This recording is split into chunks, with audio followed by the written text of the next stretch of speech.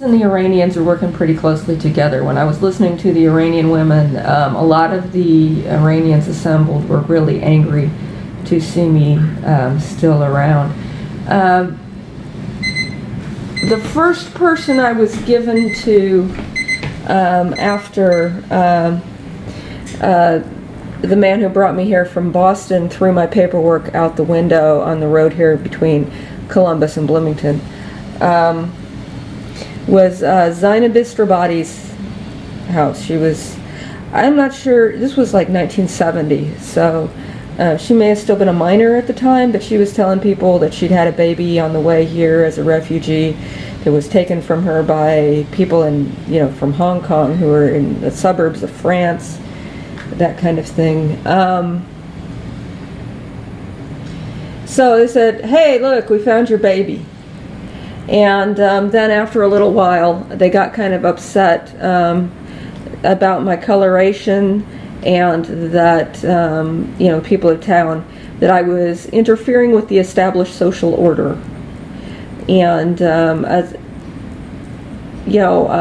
Zainab's dad was the city planner for a little while, and her mother had a doctorate and that kind of thing. And so it was difficult to teach me my place in such a setting.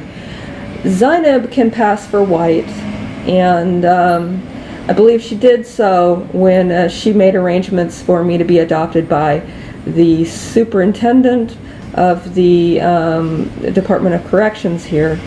That did not work out. His wife was unsafe with me, and he called her to come and get me, saying that this didn't work out since we haven't seen any paperwork yet and we haven't signed anything. You need to come get her. So Zainab came the day before she was supposed to come. So as far as the super was concerned, I just disappeared out of his house one day, and so he pushed to make sure that there was some record taken of that. My fingerprints were taken from his house and kept on federal file. Where Zainab took me after that, she took me to a friend of hers that had been an assigned playmate, much like Becky or Debbie Buman was my assigned playmate, so that people wouldn't ask questions about that child that nobody would play with. And they had a bad negative history. Zainab had put Becky in girls' school for the theft of a shirt that Zainab had actually stolen from the store. And then it was actually Rosie stole it from Zainab's closet and gave it to Becky as a birthday gift, and then she got horse snot on it. Anyway, so Becky had just gotten out of girls' school or something. And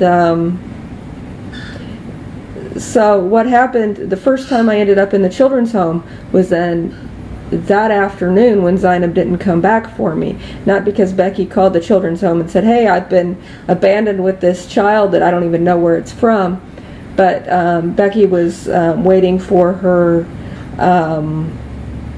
heroin dealer to drive by.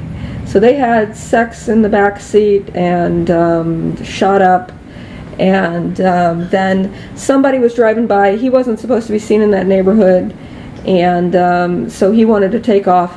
I had, Zainab's mom had recently hollered at me for hopping out of a car before it was fully stopped. So I refused to get out of the car because it started moving, and Gary Bush threw me from his car window.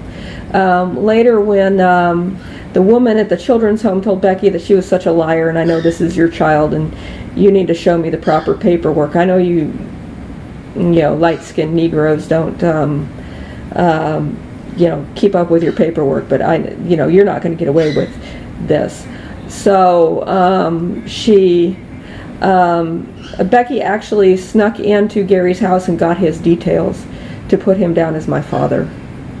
And so from then on, I had proper paperwork, full U.S. citizen identity. That is what was thrown out of the window between here and Columbus. So if you guys want to talk about where I'm supposed to be from, you need to find that paperwork But as far as I know, other deals have been made, and there's no record that I've been anywhere but Bloomington my entire life.